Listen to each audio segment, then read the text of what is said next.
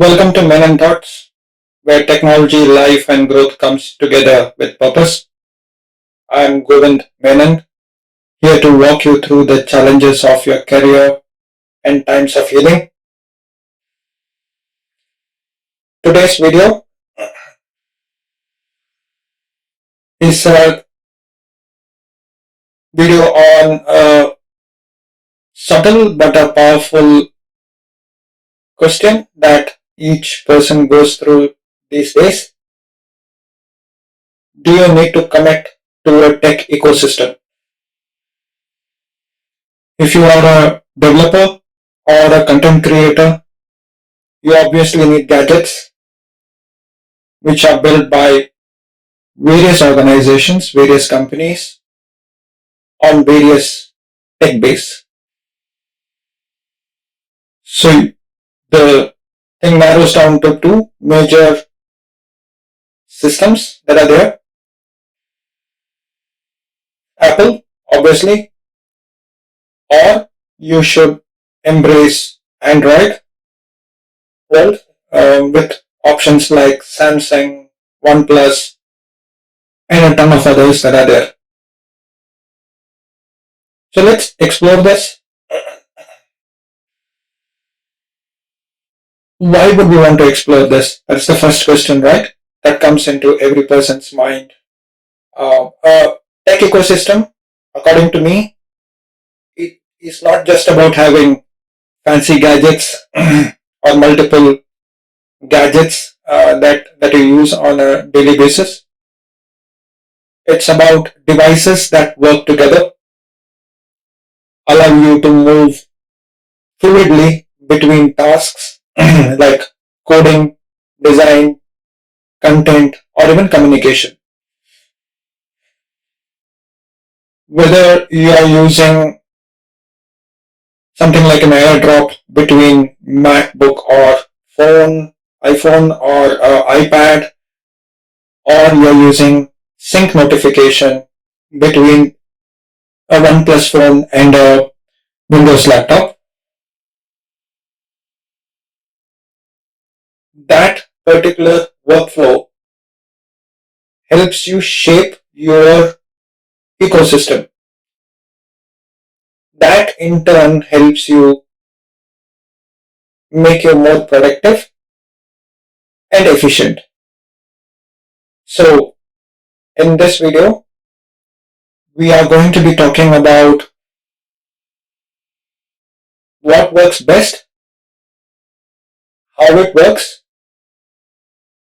pros and cons of both the systems, and probably I'll try to give you how my journey between Apple to Android and back to Apple has been, right?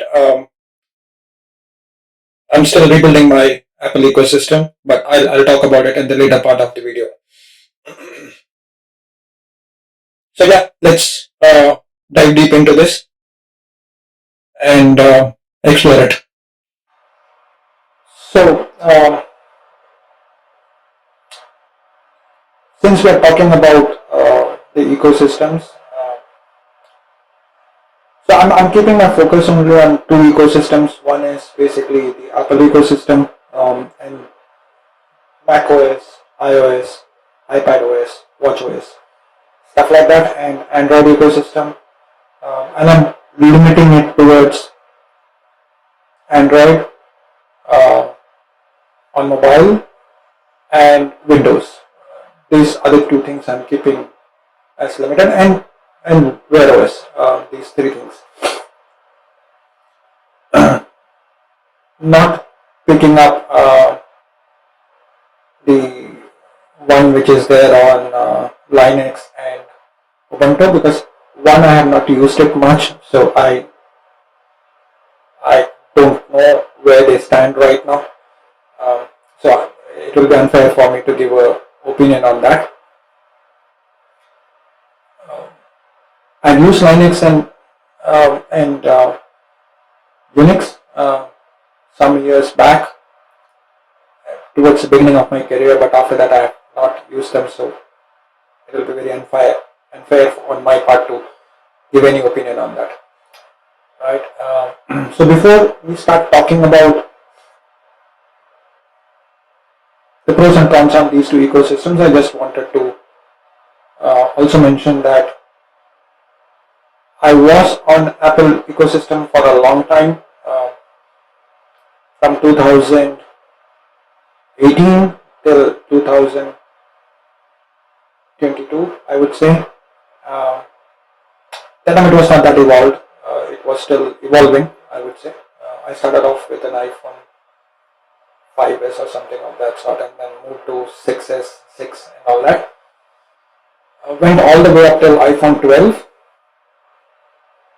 And when I was using it initially, I didn't have M1 series MacBook and all.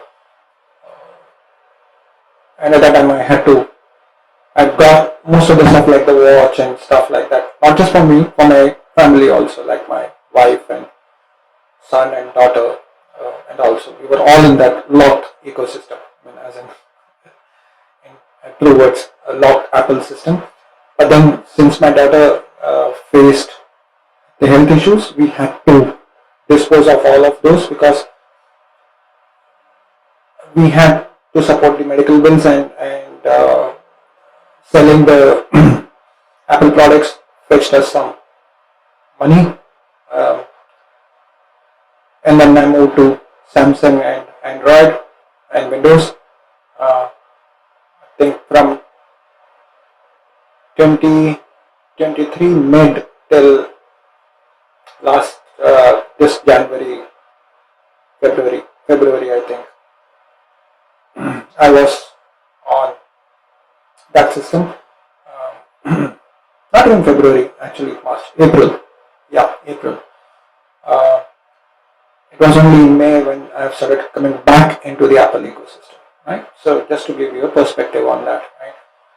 Because at that time the finances were important, not gadgets, stuff like that, right? So when I moved to Samsung, to its credit, it stood up well. I mean, it is not that it didn't stand up well. The reason why I'm moving out from Samsung to the Apple side, you will understand in a bit when we talk about the pros and cons and why and all that stuff, right? So let's start with the obvious, the Apple ecosystem, the pros. So from my point of view, the Apple ecosystem, the biggest advantage that it has is the seamless integration that it has between its devices. AirDrop, quick to pick up something from your iPhone, you have taken a photo, dropping it across onto your Mac or an iPad is as simple as click of a button. It is there in the Android world also. I'll come to that, right? Handoff between the devices. You're browsing here. You want to open the same tab at the same spot inside in the Safari. It is there. Sidecar, which is basically extension of your iPad as a monitor for your MacBook. Universal clipboard. These are things which are there, which are very seamlessly integrated. Not that they are not there in Android. I'll come to that, right? I mean, just to be clear, people will start bashing in the comments, right? So I don't want that. For content creation, from what I have seen, the audio quality, video quality, and the workflows using Final Cut Pro or Logic Pro or whatever it is absolutely brilliant in Mac. In the Apple world, right? I'm not using Final Cut Pro though. I'm using DaVinci Resolve for this for my editing, and it also works absolutely fine. The free version of it. I'm not bought the paid version. Probably I'll buy it later if the channel clicks and moves forward, right? I mean, not if the channel clicks and move forward. At some point when I have got enough money to invest on that, I'll invest on that. But right now I'm using the free version, right? The other major thing is the privacy side of things. Apple is known for it, though they have taken a lot of wrong steps in the near future, but in the near past, but they have been absolutely brilliant with that. Like if you look at it, they are really good with the privacy and all that stuff. You'll hardly see any ads coming up on your iOS devices. None actually, right? Primary cons, I think, is basically around the Apple hardware and the services. They are locked, but again, that is also a pro because they have their own hardware, their own software. They are able to make it seamlessly integrated with each other. The software knows what to talk to the hardware, and hardware knows how to handle the software, right? So that is a seamless integration that is there. Pricing is another factor, which is big time in the Apple ecosystem. So, according to me, Apple only has got three segments of the pricing. One is the ultra premium, which is like the pros, stuff like that, with very high end, and then they have got the mid range, where you have got the normal iPhone 16s or the current year's version running, and then you have got the lower one, budgeted one, but it is not really a budget. It is, how I say, upper middle class in terms of the Indian side, right? When you have got ultra rich, upper middle class, then the middle class in terms of the economic bracket, right? Apple only caters to the top three. It doesn't cater to the last three officially, right? I'll explain it a bit later, right? Whereas in Android, you can find a solution for the top to the lowest, right? Which is the cheapest version also will be there, right? So that is a bummer on the Apple side, right? People do talk about saying that flexibility is less in Mac environment or in iOS, Mac OS environment, but I don't believe that. The reason behind this, if you are, if you look at things like React Native, Flutter, Node.js, .NET Core, Java, everything works fine in Apple ecosystem without you paying for the premium, right? I mean, these things work, and I can prove it. I mean, I have used all these, right? The only drawback in the Mac OS, if you are talking about flexibility, is it cannot really integrate with Windows integration, core Windows integration, right? I mean, that is basically, let's say you want to try out the Windows as an operating system. If you want to build something, you won't be able to do that. But whereas in Windows, you can do that using Windows. You can also be platform independent. You can build it for Mac OS and you can build it for the Linux environments and all those things. But you can't do that with Mac OS. Though Windows, when you talk about Microsoft-based frameworks and all those things, which are primarily Windows-based DOS, Windows-based stuff, that doesn't work across, right? I mean, across into Linux. But whatever is running in Linux can also run on Windows. So it's a one-way traffic downwards, but it is a seamless one, right? So that works with the Android Windows stuff, right? That is one drawback that is there, but it is not really closed, if you may. It is there, but it is not there, right? On the pro side, one more thing in Apple, two more things is basically one, good products or good software actually comes first on Apple, or at least are only on Apple environment. When there's a tool called Fantastic L which I use regularly, right? It's a calendar app, beautifully built. It works fine on Mac and all those things, but they don't have a version for Windows or Android environment. And I was trying very hard for the last 2 years when I was out of the Mac environment and then into Windows and Samsung environment to try an alternative, I couldn't. I just couldn't. There are a lot of them, tons of them, but they're not as good as Fantastical, right? Not a branding exercise, but still telling. I mean, there's some softwares which you only get there, like Final Cut Pro, Fantastical, MoneyWiz is one app that I use for the money management application that I am using. So all these, they are not there on the Windows environment, right? MoneyWiz did bring one for the Windows environment, the previous version, but the current version they have not, because I think they didn't get traction or whatever it is, right? So that is on the Apple side, right? The other second thing that I was about to mention was basically the longevity of a product. So like my father-in-law is using an iPhone 12 which I had given him 4 years back, 3 years back, 4 years back, and it still works. It works seamlessly, right? It still has the latest OS. Yes, agreed, not all the features, but it still works seamlessly. That is missing in the Android environment. I mean, for all this, I have got an S23 and I have to wait for eternity to get my OnePlus 7 update on that, right? One UI 7, One UI 7 update on my device, and it's hardly an old device. It's a 1-year-old device, right?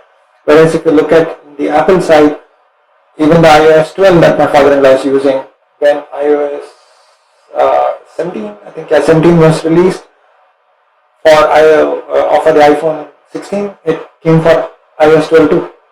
That's a brilliant integration, right? If you look at it from a software point of view, the latest and the best is available even for a device which is 4 or 5 years old. So yeah, that is a hindsight of it, right? On the Android side, what I have seen is there are a lot of leading brands which are there. Samsung, OnePlus, Google Pixel, all those are there, rapidly evolving, rapidly adding features. The biggest advantage is basically that, right? I mean, because all of them use the core services from Android. So if you're moving from Samsung, you don't like Samsung's UI, Samsung's hardware or whatever, you can move to OnePlus and you will not even know because the only thing that will change is the interface for you, which you like now, right? I mean, so you have your Google Drive moving across, your photos moving across, your everything. You just don't have to worry about anything, right? But when you are actually moving from, let's say, an Apple to a different service, let's say Apple to OnePlus, because it's on Android, you, right from your contacts to your messages to your photos, you have to do an export and then come across into the Android side, whereas it is not the case in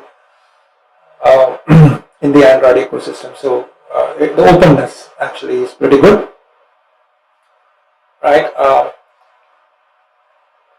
Integration with Windows with tools like Flow and PhoneLink is there.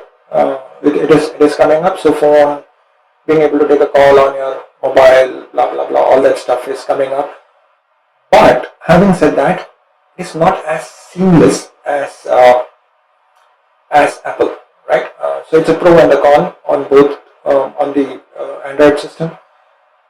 Good example is like I used to have an AirPod when I was in the Apple ecosystem. When I connect when you log into an Apple device, you are actually tied up with a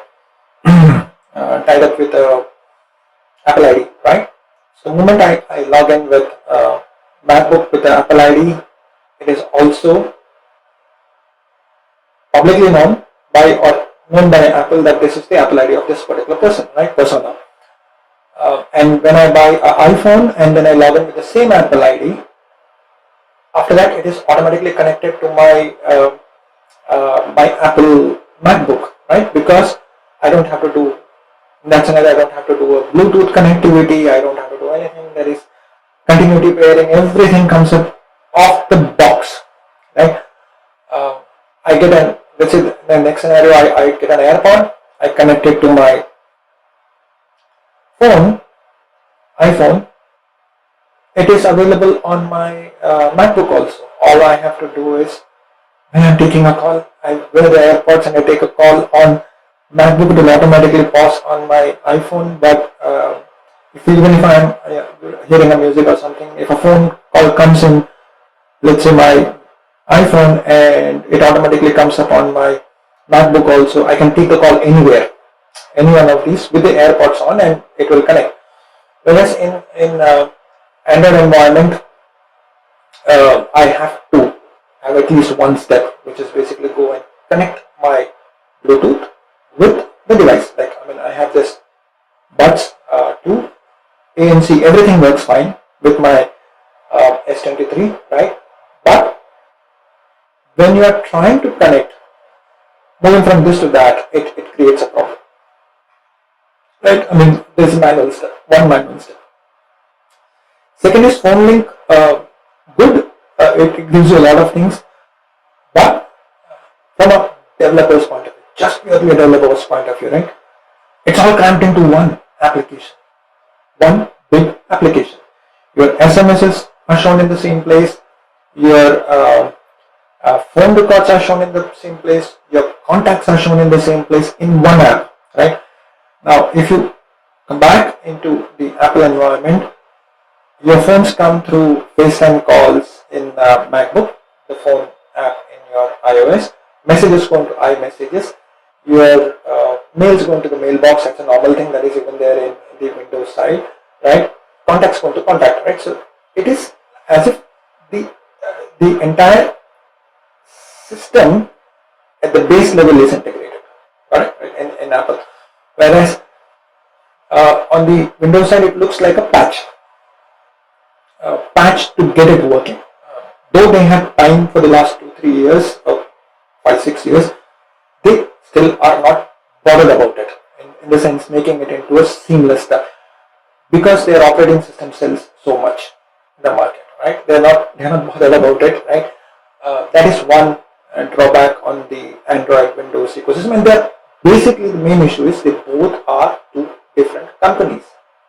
So if you, again going back to the Apple, hardware is one, your software is one, made by the same company, right?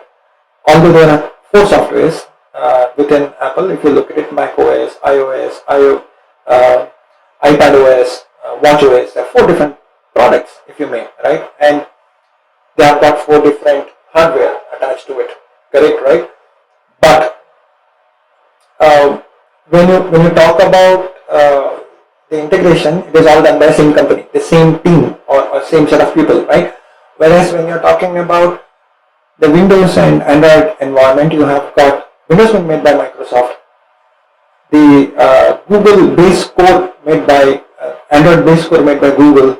Then you have got One UI, which is one from Samsung. Then you have got another one from OnePlus, and everybody has their own OS skins on top of it, right? So the integration is not at that same level as that you have in your Apple side. Okay? So that is one of the polishing thing that is missing when I look at it. The other thing that I have seen is, although there are a lot of features which are there in Android side, consistency is not there. Consistency for me as a user, it is not there, right? I mean, Samsung gives me the workflow in a different way compared to OnePlus and say an Oppo or some other brand. There are so many brands there, right? They will all have the features, but they are all different, right? That is a major issue that I see in Android ecosystem. Last but not the least, the one that I was talking about, the pluses which the Apple ecosystem supports, like ultra rich, middle class, upper middle class, and the lower end. Android has or tried to support all the classes, right? But if you look at Samsung, for example, they do have Ultra. They have got S23 and S24, and then they have got A series and then the M series, and then they have got under the M series they have got the F series. So they're supporting all the classes, but the experience as it goes down, it varies. By the time you get to the F series, a lot of things that you have as a basic in M series or A series is not there. Whereas when you look at the Apple ecosystem, they only support till the middle class and they stop, upper middle class and stop, right? But the experience is consistent till there, right? But you can also create the lower class in Apple. Though Apple doesn't officially support it, you can get it refurbished, and then you can buy it from Cashify's and Good Laptop and all those things, right? So you will get the lower middle class also. So that's the apple to orange comparison, or whatever you want to call it, right? Apple to chocolate comparison, because Android used to use sweet names, right? Okay, so I think I give you the pros and cons in a good, efficient way here, right? Though the gap is getting lesser and lesser, it is basically looking at how to utilize these two gaps in the proper way, right? So this is the gap, let's say, where Apple too good and had high cost,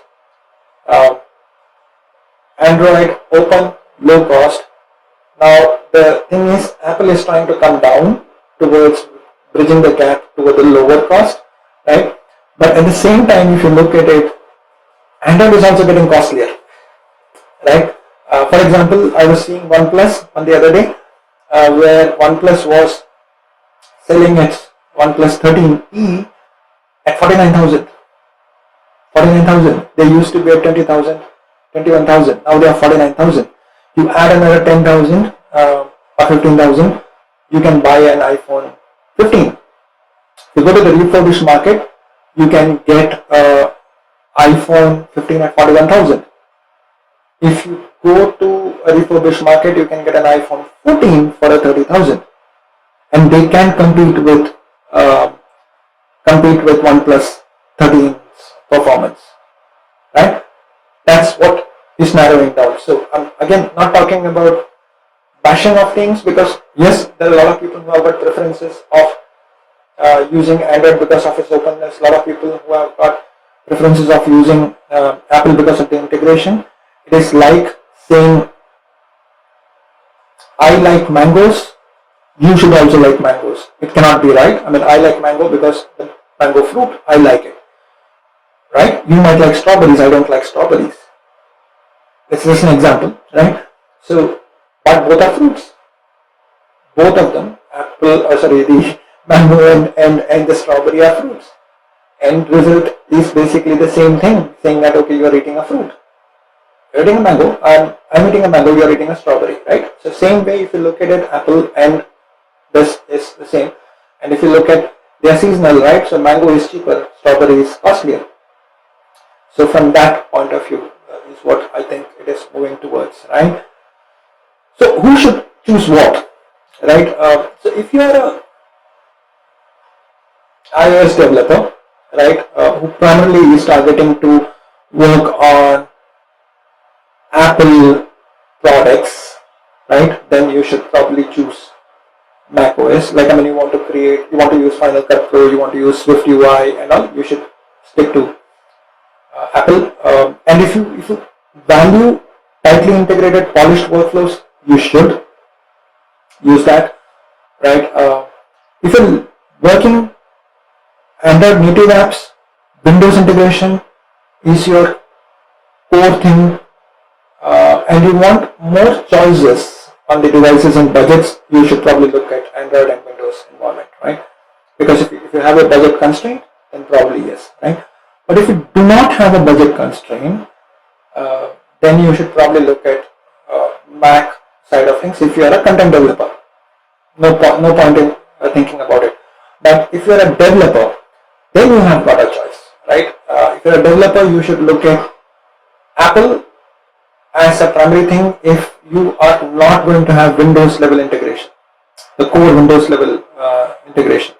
But if if you are having core Windows level integration and you are also working on open tools and you are also working on browser based platforms, then yes, your option is Windows.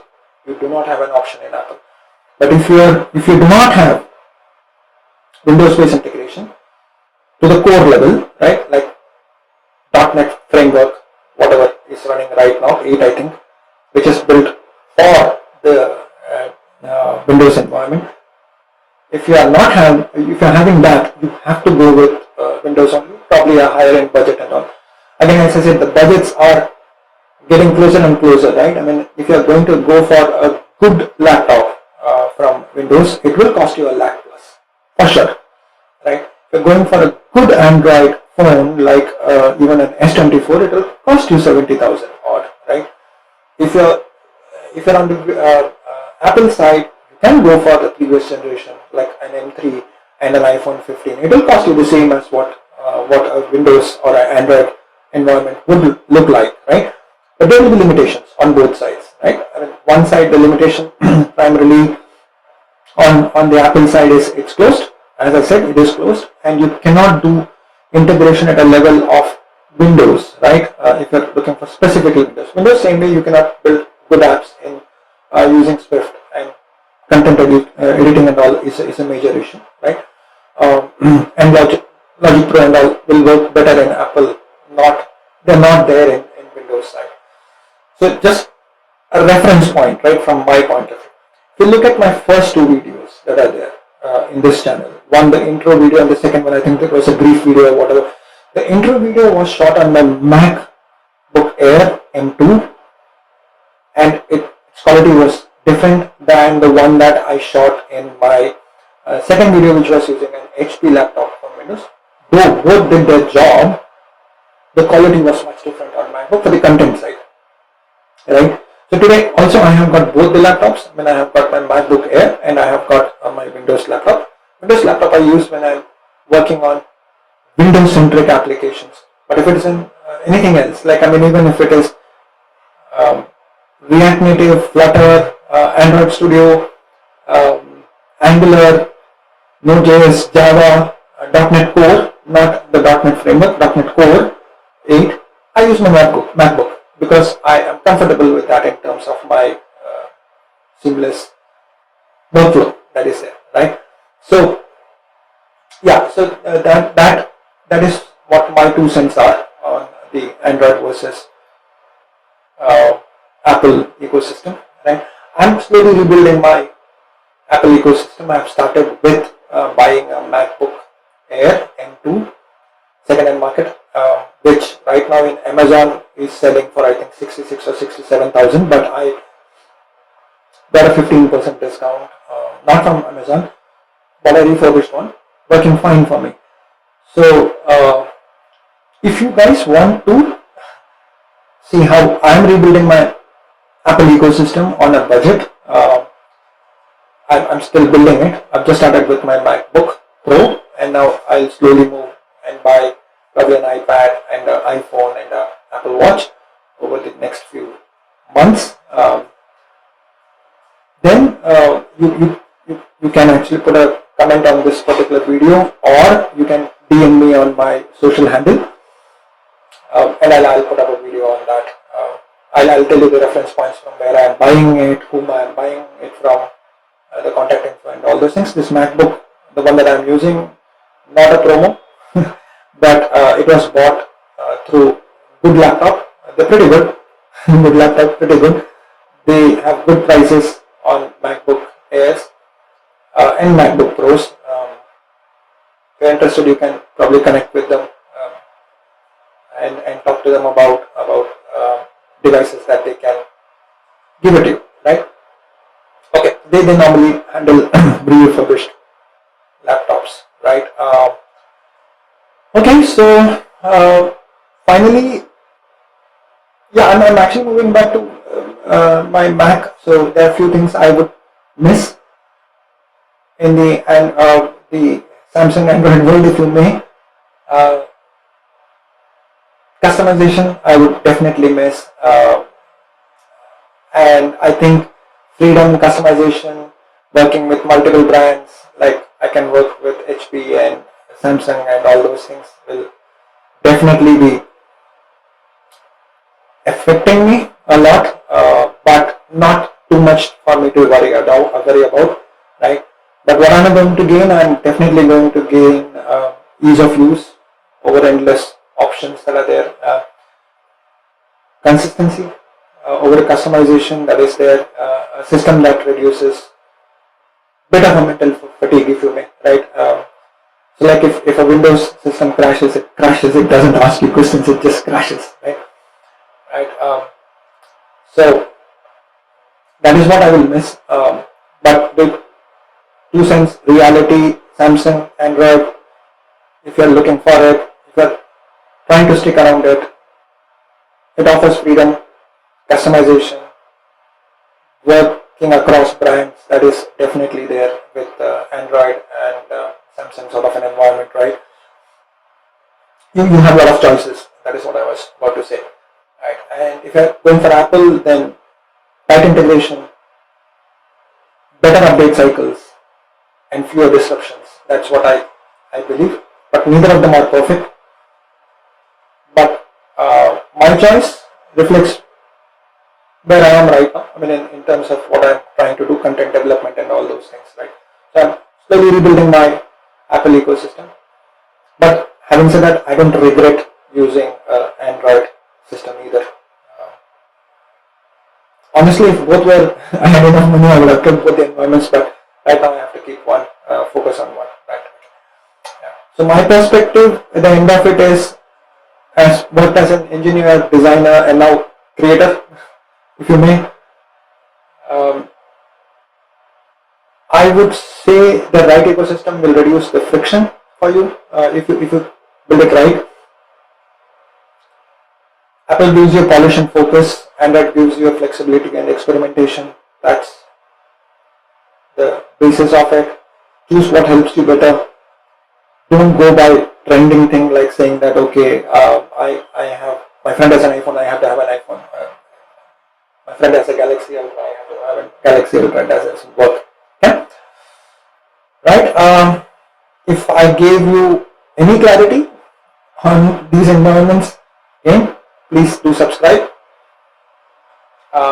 We would unpack more such things and unpack various tech solutions and probably go a bit more deeper on the Apple ecosystem in the coming videos as the new OS is coming out pretty soon from Apple.